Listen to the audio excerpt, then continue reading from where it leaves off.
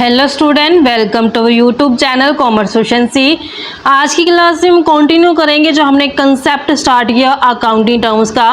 अब तक हमने 21 अकाउंटिंग टर्म्स है जो कवर कर चुके हैं लास्ट क्लासेस के अंदर। अगर अभी तक आपने लास्ट क्लासेस नहीं देखिए ताकि आपकी स्टडी में कंसिस्टेंसी बनी रहे। अगर अभी तक आपने मेरे यूट्यूब चैनल कॉमर्स सोशन सी को सब्सक्राइब नहीं किया, सब्सक्राइब कीजिए और बेल आइकन जरूर प्रेस कीजिए ताकि जब भी मैं न्यू वीडियोस अपलोड करूं सबसे पहले नोटिफिकेशन आपके पास जाए। आप वीडियोस को देखकर आपकी स्टडी बूस्टअप हो। कवर करते हैं नेक्स्ट अकाउंटिंग टर्म आते हैं कॉस्ट। कॉस्ट क्या होती है? एक ऐसी अमाउंट ऑफ सोर्स होती है जिसको एक्सचेंज के बदले किए जाते हैं। एक्सचेंज चाहे वो गुड्स की गई हो चाहे सर्विस की गई हो, उसके बदले जो amount of resource give up की गई है ना, उसे हम कॉस्ट बोलेंगे। ये रिसोर्स जो गिव अप किए जाते हैं ये मनी या फिर मनी के इक्विवेलेंट टर्म में हम इसको एक्सप्रेस कर सकें। डेफिनेशन गिवन है chartered institute of management accountant London द्वारा कि कॉस्ट होती क्या है। कॉस्ट एक ऐसी अमाउंट होती है एक्सपेंडिचर की, जो ये एक्सपेंडिचर है ये एक्चुअल में भी हो सकते हैं, नोशनल भी हो सकते हैं। एक्चुअल में कौन से एक्सपेंस होते हैं? जिसमें जो पैसा वो हमारा चला जाता है, यानी कि जिसमें कैश का आउटफ्लो होता है। नोशनल एक्सपेंडिचर ऐसे एक्सपेंडिचर होते हैं जिसमें एक्चुअल में ना वो कैश का आउटफ्लो नहीं होता, वो मान लिया जाता है कि हमारे ये खर्चे हैं। तो डेफिनेशन कहती है कि कॉस्ट ऐसा अमाउंट ऑफ एक्सपेंडिचर है जो किसी स्पेसिफाइड थिंग या फिर एक्टिविटी के बदले किया गया। ये स्पेसिफिक थिंग या एक्टिविटी क्या हो सकती है? ये प्रोडक्ट भी हो सकती है, सर्विस भी हो सकती है, यो एक्टिविटी भी हो सकती है। जो एक्सपेंडिचर किए जाते हैं ये दो तरीके के होते हैं, एक्चुअल और नोशनल। एक्चुअल एक्सपेंडिचर ये वो एक्सपेंडिचर होते हैं जैसे रॉ मटेरियल को परचेज करने ऊपर अमाउंट स्पेंड किया गया, तो ये क्या है? एक्चुअल में एक्सपेंडिचर है। नोशनल एक्सपेंडिचर क्या होते हैं? इसमें कैश का आउटफ्लो नहीं हुआ।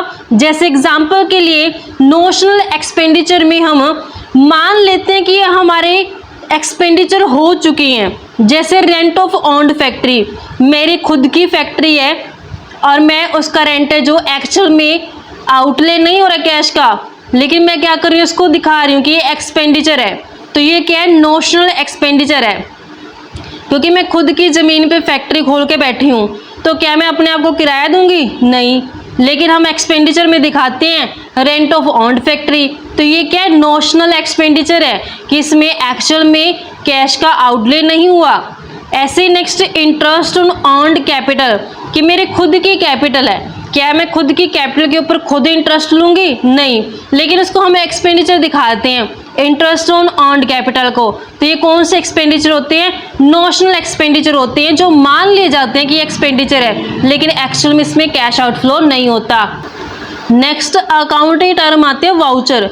वाउचर क्या होता है? कि ऐसा डॉक्यूमेंट होता है जो प्रोवाइड किया जाता है ऑथराइजेशन के लिए कि जो पेमेंट की गई है। यानी कि वाउचर क्या है कि ये हमें ऑथराइजेशन टू पे के बारे में बताता है कि हाँ, जो अगर वाउचर है ना तो उससे हमें पता चल जाता है कि इसमें एक्चुअल में जो पेमेंट की गई है तो उस चीज़ का सबूत बन जाता है।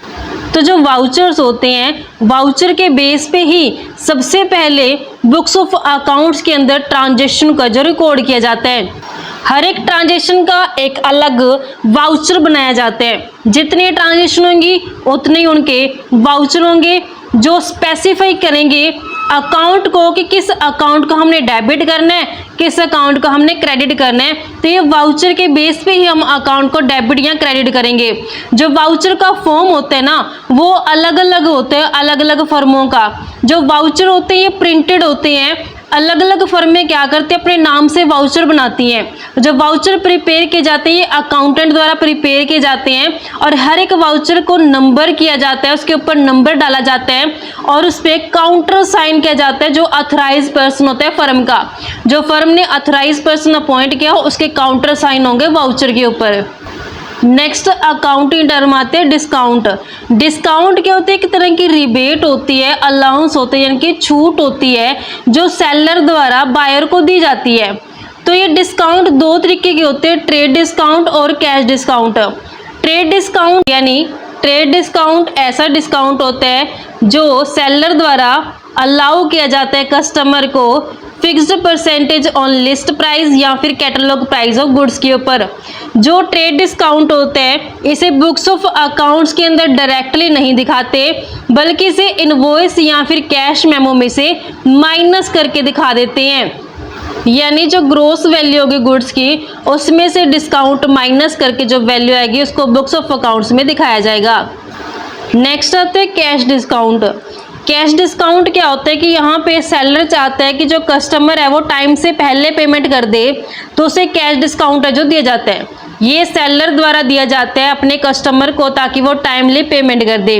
जैसे एग्जांपल के लिए कि अगर सेलर ने अलाउ कर दिया 2% डिस्काउंट कि अगर पेमेंट कर दी जाएगी एक हफ्ते के अंदर अंदर, तो 2% डिस्काउंट है जो सेलर दे देगा अपने कस्टमर को, तो इस डिस्काउंट को हम कैश डिस्काउंट बोलते हैं। और कैश डिस्काउंट को बुक्स ऑफ अकाउंट्स के अंदर रिकॉर्ड किया जाता है। ट्रेड डिस्काउंट को रिकॉर्ड नहीं करते, बल्कि कैश डिस्काउंट को हम बुक्स ऑफ अकाउंट्स के अंदर रिकॉर्ड करके चलते हैं। नेक्स्ट आते हैं कुछ अदर इम्पोर्टेंट अकाउंटिंग टर्म आ जाते हैं, जिसमें सबसे पहले आती है एंट्री। एंट्री क्या होता है कि जब हम ट्रांजैक्शन या फिर इवेंट को रिकॉर्ड करते हैं बुक्स ऑफ अकाउंट्स के अंदर, तो इसे एंट्री बोला जाता है। बैड डेट क्या होती है कि ऐसे डेटर जिनसे हमें अमाउंट रिकवर नहीं हुआ, यानी कि जितने डेटर्स होते हैं ना वो सभी ईमानदार नहीं होते, उसमें से कुछ डेटर ऐसे होते हैं जो पैसा मार जाते हैं, उन्हीं को हम बैड डेट बोलते हैं। ये बिजनेस के लिए लॉस होता है, ये डेबिट किया जाएगा प्रॉफिट एंड लॉस अकाउंट के अंदर एक्सपेंस मान के। जब भी हम trading and profit and loss account बनाते हैं तो प्रॉफिट एंड लॉस अकाउंट की डेबिट साइड पे बैड डेट को दिखाया जाता है।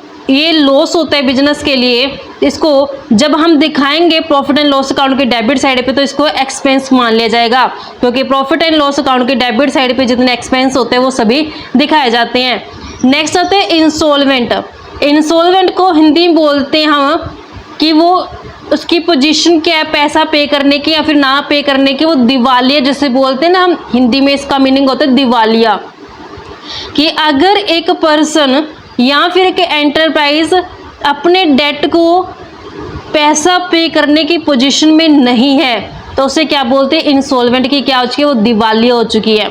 सोल्वेंट क्या होती है कि जब एक पर्सन या फिर एंटरप्राइज अपने डेट को टाइम पे पैसा पे कर देते हैं तो उसे सोल्वेंट बोलते हैं। नेक्स्ट होते हैं स्टोर्स। क्या होते हैं, जो स्टोर टर्म होती है डिनोट करती है कि जो मटेरियल है वो एंटरप्राइज के अंदर रखा गया है कंजप्शन करने के पर्पज से, ना कि रीसेल करने के पर्पज से। वो क्या स्टोर है, बिजनेस ने क्या किया उसको स्टोर कर लिया उस मटेरियल को। जैसे एग्जांपल के लिए लुब्रिकेंट हो गया, स्पेयर पार्ट हो गए मशीनरी के, पैकिंग मटेरियल हो गया, ये सब क्या किए जाते हैं एंटरप्राइज के अंदर स्टोर्स किए जाते हैं, इनको रीसेल है जो नहीं किया जाता। नेक्स्ट टर्म आती है रिवेन्यू। रिवेन्यू क्या होती है, इसका अकाउंटिंग मीन होता है कि इनकम ऑफ रिकरिंग नेचर, यानी कि रिवेन्यू क्या होती है कि ऐसी इनकम जो रेगुलर बेस पे है जो रिसीव होती है किसी भी सोर्स से बिजनेस को, तो उसे रिवेन्यू बोला जाता है। ये एक ऐसा अमाउंट होता है जो बिजनेस को रिसीव होता है गुड्स को सेल करके, या फिर अगर वो सर्विस का काम है तो सर्विस को प्रोवाइड करवा करके। तो जब भी एक फर्म सेल करते गुड्स को, या फिर अगर वो प्रोफेशनल है तो सर्विस को रेंडर करके जो कस्टमर से पैसा रिसीव हो, उसे रिवेन्यू कहा जाता है। इसमें हम शामिल करते हैं रेंट रिसीव होना, कमीशन रिसीव होना, डिविडेंड और इंटरेस्ट रिसीव होना। रिवेन्यू जो day to day affair of business से रिलेटेड होती है, यानी कि दिन प्रतिदिन के काम से रिलेटेड होती है, ये रेगुलर नेचर की होती है। ऐसा अमाउंट जो प्रोप्राइटर द्वारा कैपिटल लगाया गया है या फिर उधारा लिया गया लोन, तो ये रिवेन्यू नहीं कहलाएंगे। नेक्स्ट अकाउंटिंग टर्म आती है एंटिटी। एंटिटी, बिजनेस एंटिटी मतलब क्या है कि एक ऐसे इकोनॉमिक यूनिट जो बनाई गई है इनकम कमाने के लिए, वो क्या करती है, सर्विस प्रोवाइड कराती है या फिर गुड्स को सेल करती है। यानी कि सर्विस दे करके या फिर गुड्स को सेल करके जो इनकम कमाई जाती है, ऐसी इकोनॉमिक यूनिट को एंटिटी बोलते हैं या फिर बिजनेस एंटिटी बोलते हैं। जैसे एग्जांपल के लिए LG electronics, Wipro, Maruti Suzuki etcetera, ये क्या है, एंटिटी है। टर्नओवर क्या होती है, टर्नओवर मतलब कि टोटल सेल होती है जो एक पार्टिकुलर पीरियड के अंदर की जाती है। एक पार्टिकुलर पीरियड के अंदर जितनी टोटल सेल की गया वो सारी टर्नओवर कहलाती है। लाइव स्टॉक क्या होते हैं कि इसमें हम जो जीवित पशु होते हैं उनको लेके चलते हैं, जैसे डोमेस्टिक एनिमल जिसमें कैटल्स को शामिल किया गया, हॉर्स को शामिल किया गया, ये लाइव स्टॉक हैं। इन्वेस्टमेंट क्या होती है? इन्वेस्टमेंट मतलब कि डिप्लॉयमेंट करना फंड का शेयर्स के अंदर या फिर डिबेंचर ऑफ कंपनी के अंदर, ताकि क्या किया जा सके, अर्निंग कमाई जा सके। क्योंकि जब भी शेयर्स या फिर डिबेंचर के अंदर पैसा लगाया जाता है तो उससे क्या होता है, रिटर्न होता है। शेयर के बदले डिविडेंड मिलता है और डिबेंचर के बदले इंटरेस्ट मिलता है। तो इस तरीके से बच्चों हमारे पास ये टोटल अकाउंटिंग टर्म्स थी, कवर हो चुकी हैं, आज की क्लास में कंप्लीट हो चुकी हैं। आई होप आपको क्लियर हो गई हैं। नेक्स्ट क्लास में कवर करें एक नया टॉपिक। ऐसे ही रेगुलर क्लासेस के लिए आप मेरे यूट्यूब चैनल कॉमर्स एफिशिएंसी को सब्सक्राइब करें और बेल आइकन जरूर प्रेस करें, ताकि जब भी मैं न्यू वीडियोस अपलोड करूं सबसे पहले नोटिफिकेशन के पास जाए, आप वीडियोस को देखकर आपकी स्टडी बूस्ट अप हो।